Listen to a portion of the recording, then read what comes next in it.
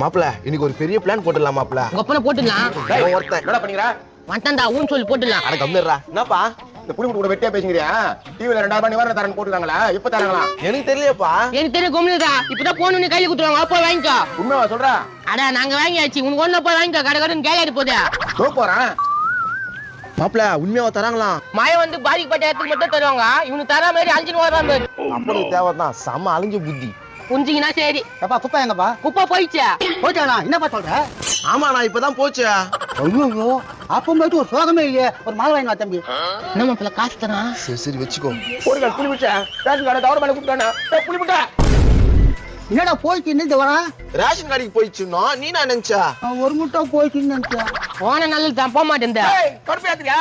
ஆமா கடிப்பத்துறேன். வா வாட மாப்பிள்ள அந்த ஆள் அப்படியே கட்சி கிடப்பான். அப்பா இந்த 200 எப்படி இருந்தாலும் அந்த ஆள் போடுவான். மாலை போடாத. வா மாப்பிள்ள நம்ம போய் பிரியாணி சாப்பிடலாம். அட பாவீங்களா,